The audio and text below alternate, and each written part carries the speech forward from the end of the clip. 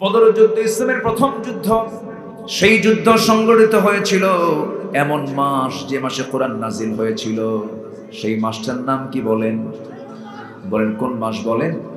রমজান মাস কোরআন নাজিলের মাস। কিন্তু আমরা কয়জন জানি রমজান মাস হলো বদর যুদ্ধের মাস? আমরা তো সবাই জানি না। রমজান মাস কি জানি আমরা? কোরআন নাজিল হয়েছে। কিন্তু রমজান মাস যে বদর যুদ্ধের মাস এটা কিন্তু আমরা অনেকে জানি না। আমার নবীজি রমজান মাসের 16টা রোজা রাখছেন। 16টা রোজা রাখার পরে 17তম রমজানের দিন নবীজি বললেন, সাহাবীরা যুদ্ধের ডাক এসেছে, কে কে যুদ্ধে যাবে বলো। মোটে 313 জন সাহাবী যোগ দিলেন।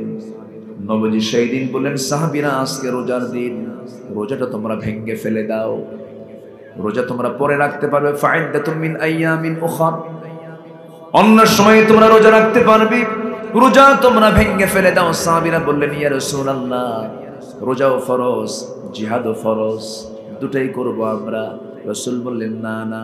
আমার নবীজি হাতে গ্লাস নিলেন, সবার সামনে তিনি রোজাটা ভাঙলেন। নবীজি রোজা ভাঙলে কেউ রোজা রাখতে পারে নাকি? সব রোজা ভেঙে ফেললেন।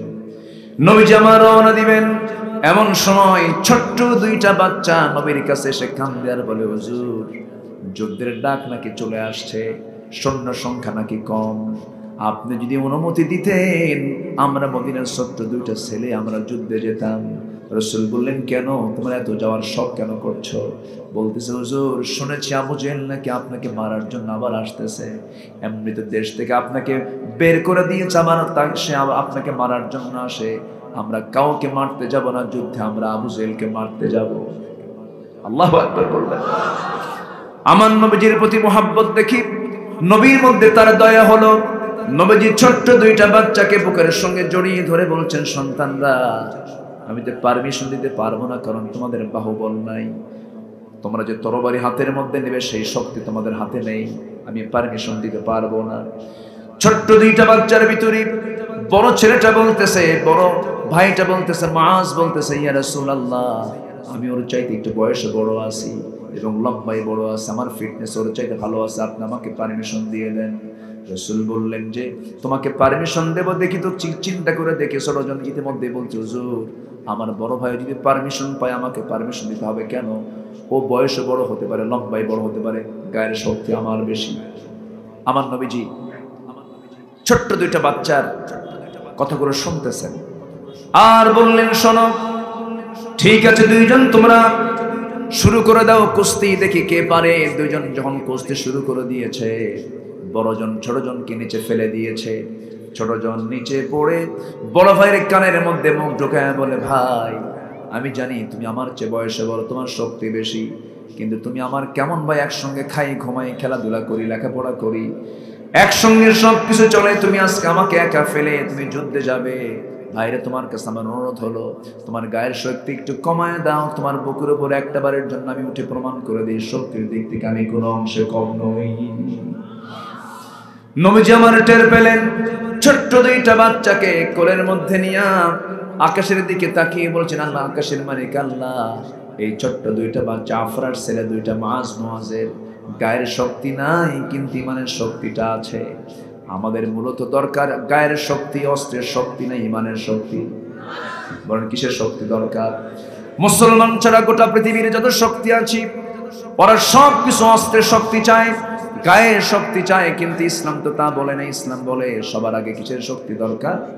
ইমানের শক্তি দরকার। বিজয়টা মূলত কে দিবেন ভাই বলেন? আল্লাহ দিয়ে দিবেন। বদর যুদ্ধের ডাক চলে এলো, আমার নবীজি সঙ্গে সঙ্গে 2 জন ছোট্ট বাচ্চা 2টাকেও রাসূল অনুমতি দিয়ে দিলেন। এইদিকে আবু জেহেলরা করলো কি, 350 মাইল অতিক্রম করে মক্কা থেকে লোহিত সাগরের পাশ দিয়ে ঘেসে ঘেসে বদর প্রান্তর পর্যন্ত চলে আসছে। আমার নবীজি মদিনা থেকে 80 মাইল দূরে বদর নামক প্রান্তর পর্যন্ত আমার নবীজি গিয়ে পৌঁছে গেলেন। মদিনা থেকে 80 মাইল, আবার মক্কা থেকে 350 মাইল। আমার নবীজি বদর প্রান্তর পর্যন্ত যখন পৌঁছে গেলেন, কাফের মুশরিকরা রাসূলকে দেখে ফেললো। আমার রাসূল তাদেরকে দেখে ফেললেন এবং বললেন, শোনো ও মুসলমানেরা, কখনো বাতিলদেরকে আক্রমণ করবে না, ততক্ষণ না পর্যন্ত যতক্ষণ না তারা তোমাকে আক্রমণ না করবে। আল্লাহু আকবার বলবেন না? যুদ্ধের নীতি আছে না নাই বলেন? আসতে বলবেন না, আছে না নাই? ইসলাম কখনো অফেন্সিভ নয়, ইসলাম হলো ডিফেন্সিভ। কখনো আক্রমণ করবে না, তাদেরকে কালিমার দাওয়াত দিবা। আগে কিসের দাওয়াত দিবা? কালিমার দাওয়াত দিবা। আগে আক্রমণ করবে না।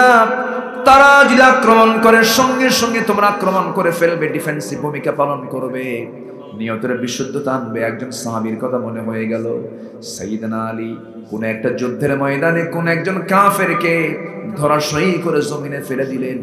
জমিনে ফেলে দিয়ে বুকের উপরে উঠে তরবারি দিয়ে তার বুক কানা করে দিবেন, কলেজে সেট করে দিবেন। এমন সময় লোকটা করলো কি, সাইয়েদনা আলীর মুখ বরাবর থুতু মারল। থুতু মারার সঙ্গে সঙ্গে রাগ কমার কথা না বেশি হওয়ার কথা? বেশি হওয়ার কথা। করলেন কি, সঙ্গে সঙ্গে থুতু যখন তার মুখে লাগলো, আস্তে করে তার বুক থেকে উঠে তাকে বলে দিলেন, তুই যা, আমি তোকে মুক্ত করে দিলাম। সঙ্গে সঙ্গে শত্রু বলতেছে, আমি আপনার মুখে থুতু মারলাম, আপনার তো রাগ আরো বেশি হওয়ার কথা। সাইয়েদনা আলী বলছেন, কিছুক্ষণ আগে আমি তোকে নিচে ফেলে দিয়া বুকের উপরে বসে তরবারি দিয়া কলিজা বরাবর মারব, আমার লক্ষ্য ছিল তুই ইসলামের শত্রু, আল্লাহর বিরুদ্ধে যুদ্ধ করতে আসছিস, এই জন্য আমি তোমাকে মেরে ফেলতেছি।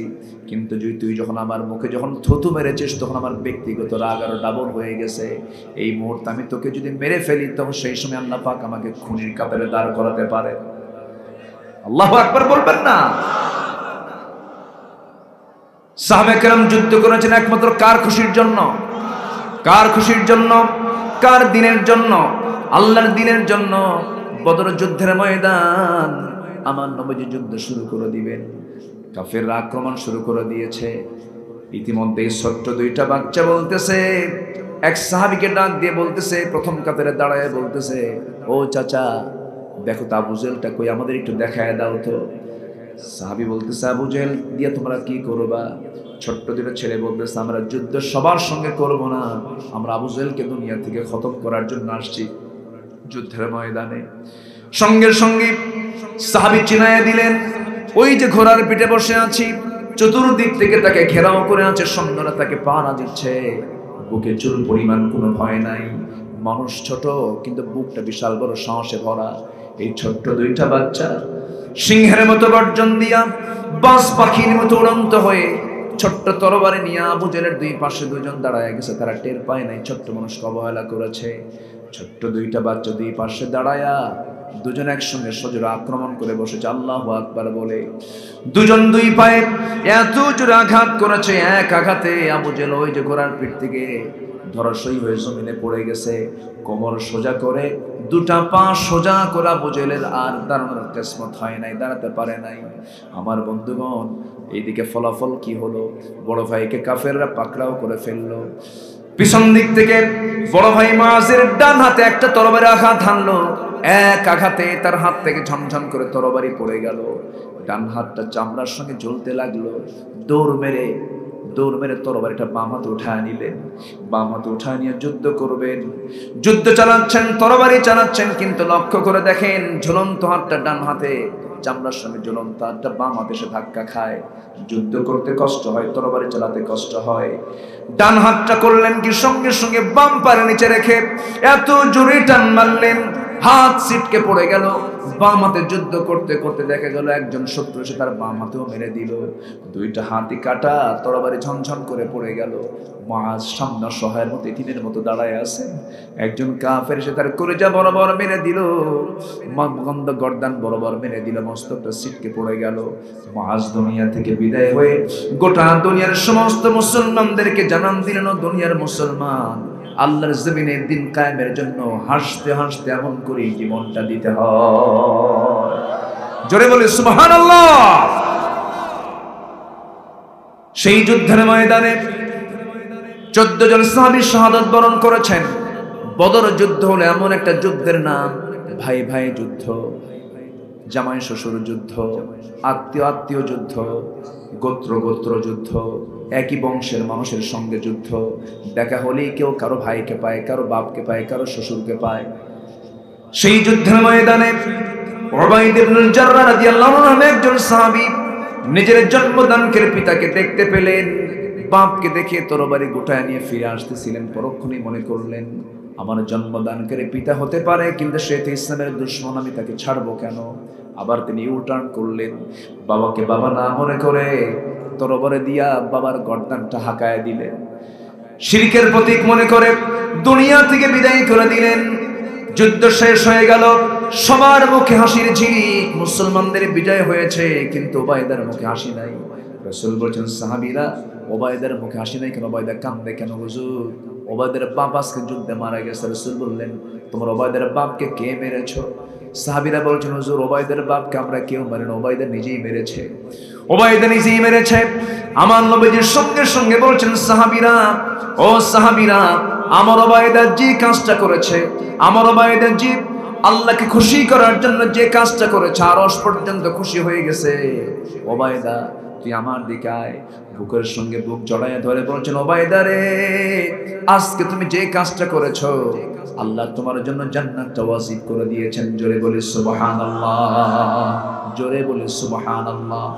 যুদ্ধ শেষ, আমার রাসূল বললেন, সাহাবীরা দেখো তো কাফেররা কি কোথায় কি হলো। 70 জন গেছে, 70 আবু জেহেল সহ উতবা সাইবা সব শেষ। 70 জন যুদ্ধবন্দী হয়েছে, 70 জন যুদ্ধবন্দী। রাসূল বললেন, এদের সঙ্গে খারাপ আচরণ করবা না। আল্লাহু আকবার বলবেন না? রাসূল কি শিক্ষা দেন নাই বলেন? কারোর সঙ্গে কোনো খারাপ আচরণ করবা, খাবার দাও, কিন্তু না যেন পালাতে পারে। পিঠ মোড়া দিয়ে বাঁধো, পিঠ মোড়া দিয়ে বাঁধা, বুঝেন তো? পিছনে 2 হাত নিয়ে বেঁধে ফেলো। তো 70 জনকে পিঠ মোড়া দিয়ে বাঁধা হলো। এর মধ্যে রাসূলের আপন চাচা একজন আছে এবং রাসূলের বড় জামাইও একজন আছে। বড় জামাই এবং আপন চাচা, এই দুজনকে সাহাবীরা পেয়ে ভাবলেন, জামাই মানুষ, জামাই তো 14 গোষ্ঠীর ঠাকুর। বলেন, এরকম কথা আছে না? বলে তো, জামাই তো সম্মানের, জামাইরে কেমনে পিঠ মোড়া দিয়ে বাঁধি? তো সবাইকে শক্ত করে বাঁধছে সাহাবীরা। জামাইকে বাঁধছে একটু নরম করে, যেন কষ্ট না পায়। নবীজির জামাই বাঁধছে একটু নরম করে, বাঁধনটা দুর্বল করে দিয়েছে এবং চাচাকেও দুর্বল করে বাঁধনটা দিয়েছে। এবং এসে বলতেছে, হুজুর সবাইকে শক্ত করে বাঁধছি, সবার জন্য দিয়েছে খেজুর, আর আপনার জামাই এবং আপনার আপন চাচা আব্বাস রাদিয়াল্লাহু আনহু তখন ইসলাম কবুল করেননি। এই দুজনকে আমরা দিয়েছি হলো স্পেশাল করে কিছু গোশত দিয়েছি ছাগলের, এবং কিছু রুটি দিয়েছি, উন্নত মানের। জামাই তো বুঝেন না, একটু ভালো ব্যবস্থা করছে এবং বাঁধনটা দিয়েছে একটু দুর্বল করে। রাসূল বলেন, কেন? আল্লাহু আকবার বলবেন না? কেন করেছ? স্বজন প্রীতি দেখানো যাবে না, ব্যক্তির দিকে তাকিয়ে কোনো সিদ্ধান্ত নেওয়া যাবে না। আইন সবার জন্য সমান। যেহেতু আমার জামাইয়ের দড়ির বাঁধনটা তোমরা ঢিল করে দিয়েছ, বাকি 69 জনের বাঁধনটা তোমরা ঢিল করে দাও।